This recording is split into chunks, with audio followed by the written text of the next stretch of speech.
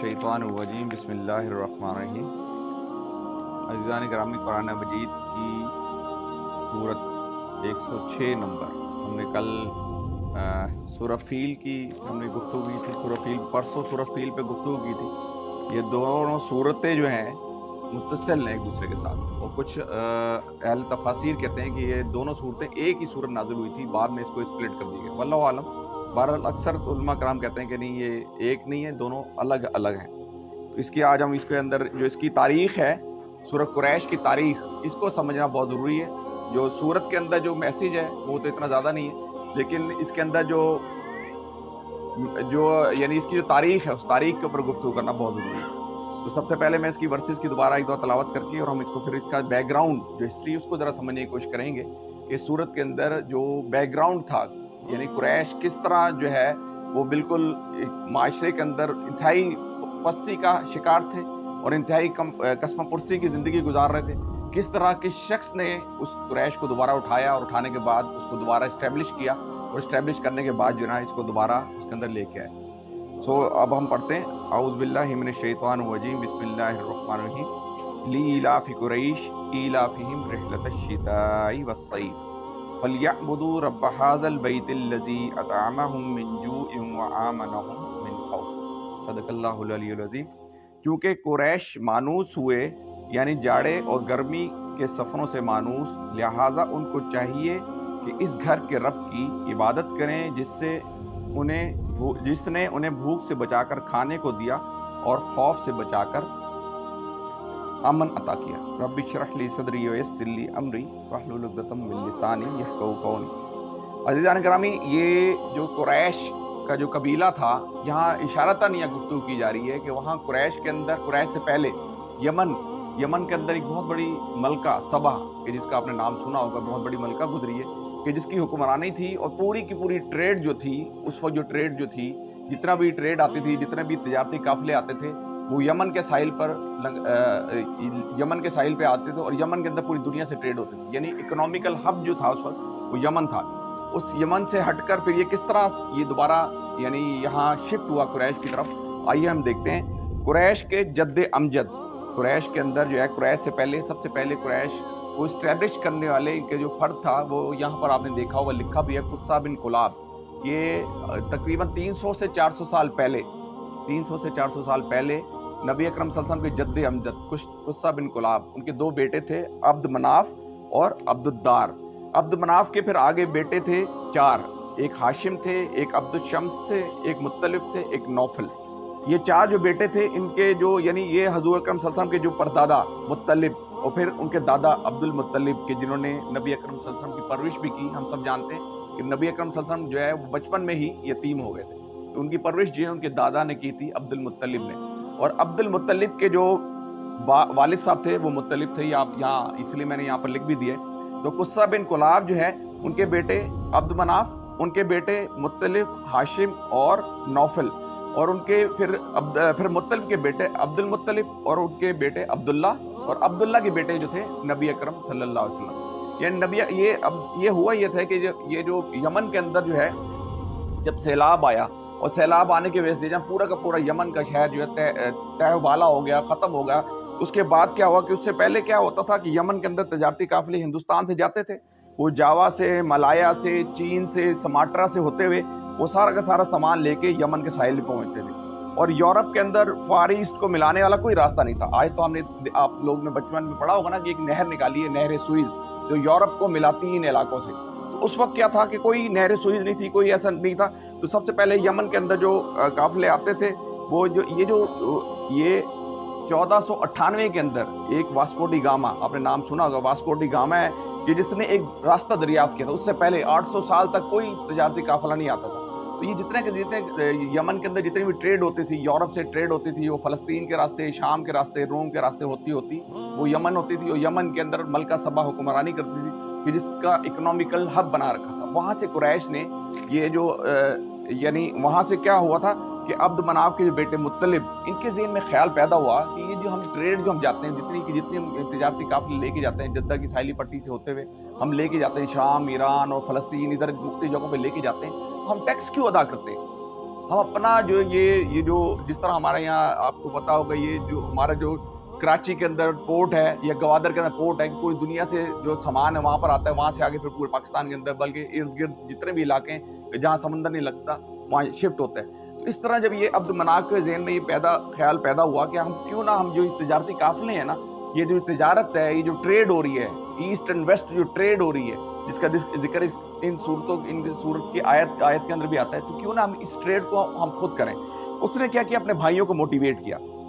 अब्दुल मुत्तलिब के वालिद साहब, उन्होंने अपने भाइयों को मोटिवेट किया, क्यों ना ये जो तजारत है जो आजकल यमन के रास्ते से हो रही है, दीगर जगह से हो रही है, हम इसको खाम का जिजिया देते हैं, हम खाम का उनको पैसे देते हैं। तो उसने अपने भाइयों की ड्यूटी लगाई, हाशिम की ड्यूटी लगाई कि वो आसानी, जो बादशाह था, आसान एक गवर्नमेंट थी कि जहाँ बादशाह थे कि उनसे ट्रेड का मामला आप उनसे तय करें। फिर हबश के बादशाह थे कि जिसके अंदर अब्दुल शम्स की ड्यूटी लगाई कि आप उनसे ट्रेड के मामला, यानी जो लेना देना, तिजारत, बार्टर, उस दौर में होता था बार्टर सिस्टम। बार्टर सिस्टम कहता था कि चीज़ों से तबादला, कि आप कुछ चीज़ें लेके गए और वहाँ से उसके नतीजे में कुछ चीज़ें वहाँ से लेके आ गए। पैसों का उस तरह दौर में पहले बार्टर सिस्टम था, फिर पैसों का, सिक्कों का, दिनारों का, दिरहम का रवाज आ गया। तो उसके बाद उसने अब्दुल शम्स की ड्यूटी लगाई कि वो यमनी उमरा से जो है ना वो ट्रेड के मामला तय करें। फिर इराक और फारस के अंदर उन्हें नौफल की ड्यूटी लगाई कि वो करें। तो उनका ये जो तजर्बा था वो बड़ा कामयाब हो गया, कि जिसके नतीजे में जो ट्रेड थी ना, अब होता ये था कि खाना काबा की मुजावरी जो थी ना, अब ये जब इन्होंने ट्रेड शुरू की ना, उस ट्रेड शुरू करने के नतीजे में क्या हुआ कि लोगों ने जब देखा कि ये बहुत अमीर मारदार होते चले जा रहे हैं, फिर उन्होंने ये दावा कर लिया कि ये जो खाना काबा की जो मुजावरी है, खाना काबा जो है ना, इसकी आप चाबियाँ हमारे हवाले करें, हम इसका करेंगे। तो बहुत ये तारीख में आता है कि वो बहुत ज़्यादा यानी फयाज थे, बहुत ज़्यादा खर्च किया करते थे। जो हाजी लोग आते थे, जो इर्द गिर्द तवाफ करते थे, उनका बड़ी फयाजी करते थे। आखिर उन्होंने मेहनत करके, उनके वालिद साहब ने, यानी अब्द मनाफ के जो बेटा था मुत्तलिब, उसने मेहनत करके, और अब वो एक छोटी सी, यानी जो कुरैश का कबीला जो स्कैटर्ड था, मक्का के इर्द गिर्द फैला हुआ था, उन सबको जमा करके ले आया। जब ट्रेड की, जब इनके हाथ में माल और दौलत आई, जब असबाब आया, तो उसके नतीजे में क्या हो गया, वो सारे मक्का के अंदर, सारे कुरैश का कबीला जो स्कैटर्ड हुआ होता, फैला हुआ था, वो सारा का सारा खाना काबा के अंदर जो है वो आके इकट्ठा हो गया। और फिर उन्होंने ये दावा कर दिया कि हमें जो है ये खाना काबा की जो मुजावरी है, जो हज्जाज कराम आते हैं, उसकी जो है ये तारीख फिर इंशाल्लाह किसी में हम पढ़ेंगे कि उनकी मुजावरी उनको मिल गई, और फिर उन्होंने सारा इंतजाम करना शुरू किया। अब जो दीगर कबाइल थे ना, वो क्या करते थे, लूट मार बड़ा करते थे, लेकिन वो कुरैश के कबीले पे हाथ नहीं डालते। वो कुरैश के कबीले पे इसलिए नहीं हाथ डालते थे कि दीगर जितने भी कबाइल थे उन सारों के बुत जो है खाना काबा के अंदर 360 बुत रखे हुए थे, 360 बुत रखे हुए थे, और उसकी मुजावरी कुरैश के कबीले के पास थी। अब जनाब दीगर कबाइल जो एक दूसरे को लूटपाट करते थे, लेकिन कुरैश को नहीं करते थे। उनको पता है जी आज अगर हमने इनको छेड़ा तो ये हमारे बुत उठा के खाना काबा से बाहर उठा के फेंक देंगे, तो वो उनको छेड़ते नहीं। इस तरह वो दिन दुगनी चार जुगनी जो फैलते चले जा रहे हैं। अब उनकी तजारत जो थोड़ा सा मामूली से देख के हम उसकी आयत की तरफ आते हैं। अभी मैंने आपको बता दिया कि जो एक रास्ता जो 1498 के अंदर वास्को डी गामा ने दरियाफ्त किया, नबी अकरम सल्लल्लाहु अलैहि वसल्लम के बाद 800 साल के बाद ये रास्ता जो है, ये हजूर सल्लल्लाहु अलैहि वसल्लम की बैसत के 800 साल के बरस के बाद जो है ना ये रास्ता दरियाफ्त हुआ था। उसके बाद फिर नहर सुइस जो एक जदीद बनाई गई, जहाँ यूरोप के अंदर, यूरोप और अरब कंट्रीज़ के अंदर, खलीज फारस के अंदर और अरब के अंदर जो एक वाहिद एक नहर है, नहर सुइस, जो कि आर्टिफिशियल बनाई गई, कि जिसके नतीजे सारी यूरोप का जो ट्रेड है वो इधर आता है और इधर का ट्रेड उधर जाता है। ठीक है जी। अच्छा, सबसे पहले क्या होता था, ये तजारती काफिले फ़लस्तीन जाते थे और वहाँ से फिर यमन के अंदर आते थे, तो यमन के अंदर सारी चीज़ें होती थी। अब यमन से डाइवर्ट होके कहाँ गया, कुरैश के कबीले की तरफ आ गया। ये सारी की सारी ट्रेड जो है कुरैश के कबीले की तरफ आ गई। अब नबी अकरम सल्लल्लाहु अलैहि वसल्लम की बासत से तकरीबन 200 से 150 से या 200 साल पहले, ये जो मैंने आपको बताया था कि परदादा नबी अकरम सल्लल्लाहु अलैहि वसल्लम के परदादा कौन थे, मुत्तलिब। कौन थे, मुत्तलिब। और उनके दादा कौन थे, अब्दुल मुत्तलिब। उनके दादा कौन थे, उनके वालिद साहब कौन थे, अब्दुल्ला। ठीक है, अब आप थोड़ा सा ज़हन में रखिएगा, इसलिए मैं लिख दिया कुस्सा बिन कुलाब, अब्द मनाफ, हाशिम के बाद ये देखिए पूरा, इसलिए मैंने ठीक है। अब हाशिम के बाद हाशिम हो गया, अब्दुल शम्स हो गया, मुत्तलिब के बेटे अब्दुल मुत्तलिब, और फिर अब्दुल्ला, और फिर नबी अकरम सल्लल्लाहु अलैहि वसल्लम। अब ये हम इसको बस सूरत को ज़रा इसको आखिरी देख लेते हैं कि नबी अकरम सल्लल्लाहु अलैहि वसल्लम की बैसत से 150 से 200 साल पहले सारी की सारी जो तजारती कंपनियां जो थी ना, वो यमन के हाथ में थी। ठीक है, यमन के हाथ में। लेकिन उनके परदादा ने ये स्ट्रगल की, ये कोशिश की, अपने तीनों चारों भाइयों को इकट्ठा किया, दीगर जो रियासतें थी, दीगर जो मुल्क थे, उनके बादशाहों से ट्रेड की, मुख्तलिफ उनके अंदर ट्रेड की, ये दीगर तफसीलात है, लेकिन हम उसको करते चले जा रहे हैं। उसके बाद ईस्ट एंड वेस्ट की जो ट्रेड थी, जितना तजारती माल था, वो सारा का सारा अब कुरैश के कंट्रोल में आ गया। اور قریش کے پاس جو خانہ کعبہ کی مجاوری بھی آ گئی. ٹھیک ہے جی. اچھا اب ہم آگے اب ہم اس صورت کو دیکھ لیتے ہیں. یہ ذرا اپنے ذہن میں رکھیے گا یہ سارا جو بیک گراؤنڈ تھا کس طریقے سے عبد مناف کے بیٹے مطلب نے کس طریقے سے اس ٹریڈ کو اس کو کنٹرول کیا, اور اس کے بعد جو نا ایک مضبوط قسم کا قریش کا قبیلہ جو ہے وہ دور جہالت تو تھی, وہ بھی بتوں کو پوجا کیا کرتا تھا, لیکن ان کو ایک مقام حاصل ہوا. تو اللہ تعالیٰ اب ان کو ان کا مقام یاد دلا رہے ہیں. اب کیا کہہ رہے ہیں دیکھیں, اب یہاں سے ذرا آپ کے سامنے بیک گراؤنڈ اب سنیے گا.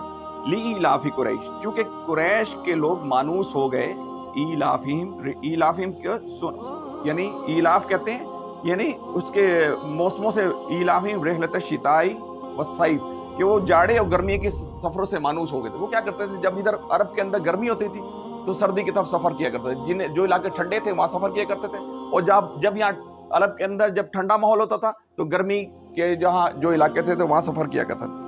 اب ان کے لیے جو شام اور فلسطین کا وہ علاقہ تھا کہ جہاں وہ جاتے تھے گرمی کے موسم میں, کیونکہ یہاں گرمی ہے تو وہاں سردی ہے, تو وہ وہاں سے خشک میوہ جات لے آتے تھے, کیونکہ وہاں سردی ہوتی تھی, وہاں سے خشک میوہ جات اٹھا کے لے آتے تھے اور تجارتی یہاں لا کے اپنے ملک میں تقسیم کیا کرتے تھے.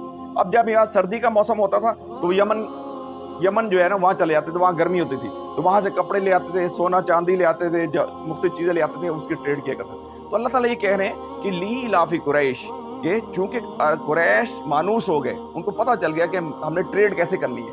میں نے آپ کو بتایا ٹریڈ, اس لیے میں نے آپ کو بیک گراؤنڈ ٹریڈ آپ اپنے ذہن رکھیں کہ تجارت اللہ تعالیٰ نے ان کو 200-300 سال پہلے نبی مہربان صلی اللہ علیہ وسلم کے مبعوث ہونے سے 200-300 سال پہلے ہی اللہ تعالیٰ نے ان کو تیار کرنا شروع کر دیا اس ماحول کو. کس کے لیے؟ نبی اکرم صلی اللہ علیہ وسلم کے لیے, کہ وہاں نبوت ان کو دینی تھی, امت کی سرفرازی ان کو دینی تھی, پوری کائنات کا رحمت للعالمین کو مبعوث کرنا تھا. تو اللہ تعالیٰ نے 150 سے 200 سال پہلے ہی ایک زبردست قسم کی اسٹیٹ جو ہے نا وہ بنانی, جہالت تو تھی لیکن ایک اللہ تعالیٰ نے ایک ماحول بنا دیا, اس قبیلے کو اسٹرانگ بنا دیا. تو اللہ تعالیٰ ان کو یہ بتا رہے ہیں کہ چونکہ قریش لإیلاف قریش ایلافہم رحلۃ الشتاء والصیف, یعنی جاڑے اور گرمی کے سفروں سے مانوس ہو گئے تھے.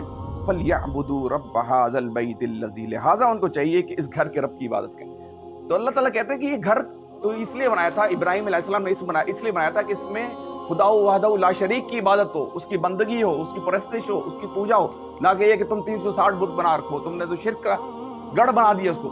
یہ تو گھر حضرت ابراہیم علیہ السلام نے اس لیے بنایا تھا, اس کے لیے اس لیے اس کے خالص توحید کی عبادت کی جائے, خالص ایک اللہ کی عبادت کی جائے, اللہ کی بندگی کی جائے, اللہ کی نماز پڑھی جائے, اللہ کا قرآن پڑھا جائے. تو یہ اللہ تعالیٰ نے حضرت ابراہیم علیہ السلام کا کرایا تھا کہ نماز کو قائم کیا جائے. ٹھیک ہے, نماز قائم کرنے کے لیے تاکہ اللہ تعالیٰ حضرت ابراہیم علیہ السلام کی بہت ساری دعائیں ہیں, وہ انشاءاللہ ہم کسی وقت دیکھ لیں گے. علامہ اقبال نے کیا خوب اس حوالے سے فرمایا کہ دنیا کے بت قدوں میں پہلا وہ گھر خدا کا, ہم پاسباں اسی کے وہ پاسباں ہمارا. تو اللہ تعالیٰ کیا کہہ رہے ہیں کہ فلیعبدوا رب ھذا البیت, کہ ان کو چاہیے کہ اس گھر کی رب کی عبادت کریں, کہ تمہیں میں نے اتنا اسٹرانگ قبیلہ بنا دیا, تمہیں میں نے اتنی دولت سے مال و سرفراز کر دی, تمہیں میں نے اتنی تجارت, پوری دنیا کی تجارت جو ہے تمہارے گرد گھوم رہی ہے, تو اب تو تم اس گھر کے رب کی عبادت کرو. پھر الذی اطعمہم من جوع, کہ جس نے انہیں بھوک سے بچا کر کھانے کو دیا. میں نے آپ کو بتایا نا کہ 200-300 سال پہلے وہ کیا تھے, بالکل مفلس تھے, یعنی ان کے قبیلے کو کوئی پوچھتا نہیں تھا, ان کے قبیلہ قریش اسکیٹرڈ تھا, ارد گرد پھیلا ہوا. تو اندر خانہ کعبہ کے اندر, وہ مکہ کے اندر آنے کی بھی اجازت نہیں تھی. تو اللہ کہتا ہے میں نے تمہیں خوف سے نکالا, میں نے تمہیں بھوک سے نکالا, میں نے تمہیں فیاضی عطا فرمائی, میں نے تمہیں دولت عطا فرمائی, تو اب گھر کے رب کی عبادت کرو. آگے وآمنہم من خوف, اور خوف سے بچا کر امن دیا. تو اللہ تعالیٰ دعا ہے کہ اللہ تعالیٰ مجھے اور آپ کو ان باتوں پر عمل کرنے کی توفیق عطا فرمائے. اقول قولی ھذا استغفر اللہ لی ولکم ولسائر المسلمین.